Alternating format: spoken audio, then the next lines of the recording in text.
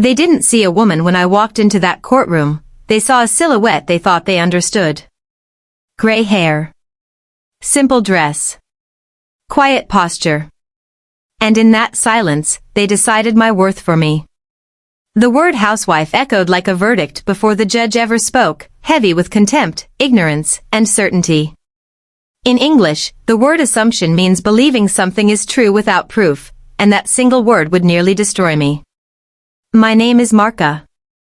I am 67 years old, and on that morning, I learned how quickly society erases a woman's past when it finds her inconvenient. The courtroom smelled of varnished wood and arrogance.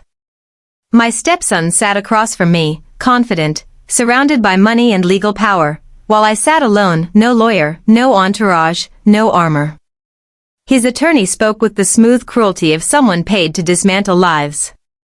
He described me as uneducated, manipulative, dependent. Each word landed like a stone. The phrase undue influence, a legal term meaning improper persuasion, was repeated as if love itself were a crime. I wanted to scream that love doesn't come with invoices, but the law doesn't hear feelings, it hears facts. When my stepson laughed and said, "She's just a housewife," something ancient stirred inside me. In English, the idiom "the last straw" means the final insult that awakens resistance, and that was mine. Memories flooded back, decades of care, sacrifice, and silence. I had built a life that asked me to shrink, and I had done so willingly, believing love required disappearance. But as I stood there, I realized something timeless: a role you choose does not erase the power you carry. How many people have you allowed to define you by your silence instead of your substance? That night, alone in the house that still smelled like my husband's cologne, I opened the drawer he had always kept locked. Inside was not money, but memory, degrees, photographs, and proof of a life I had folded neatly away. Before I was a wife, I was a judge. Before I served dinner, I served justice. Before I learned how to soothe egos, I commanded courtrooms. The English phrase sleeping giant refers to power that exists but has not yet awakened, and that night, mine opened its eyes. History teaches us that many powerful women disappear not because they are weak, but because love demands invisibility. In medieval Europe, educated women often entered convents not for faith, but for intellectual freedom.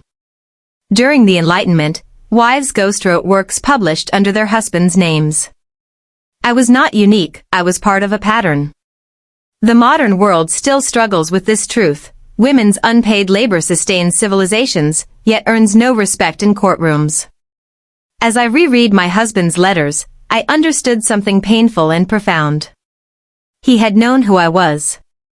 He had loved me because of it, not despite it. I had not wasted my intelligence, I had invested it in a human being. But investment does not mean surrender. The English word dormant means temporarily inactive, not dead, and neither was I. That night, I didn't sleep. I prepared.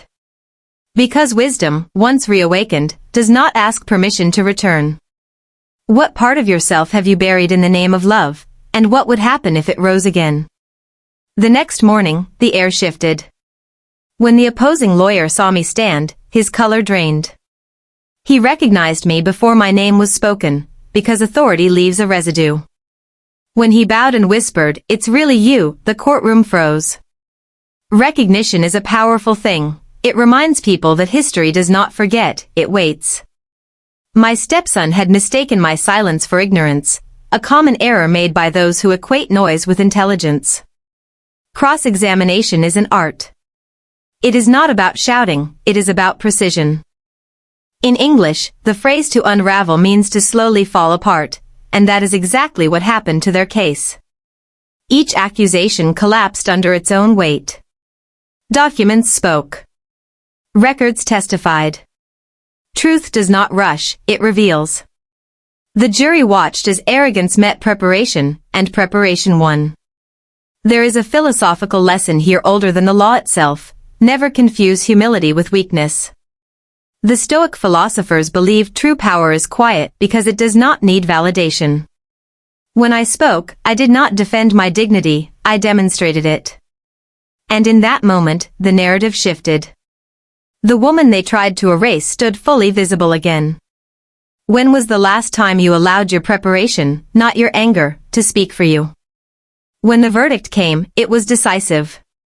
But victory did not feel like triumph, it felt like alignment. Justice is not about punishment, it is about restoration. My stepson wept, not because he lost money, but because he lost the story he told himself about who he was. In psychology, this is called cognitive dissonance, the pain that comes when reality contradicts belief. Growth often begins there.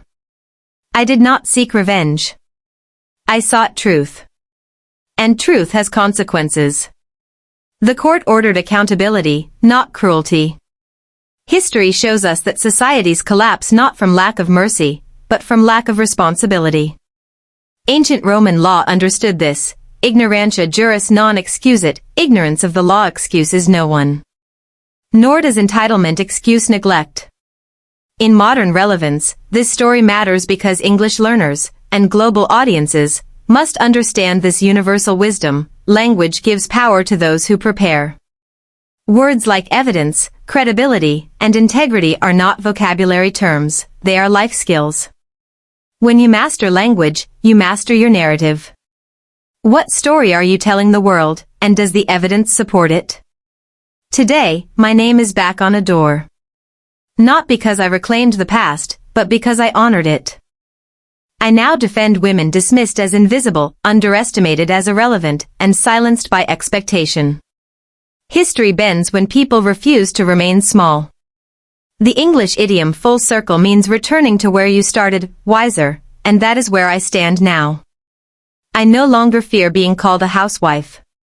Because I understand what it truly means, a builder of lives, a steward of resilience, a guardian of continuity. Titles change. Worth does not.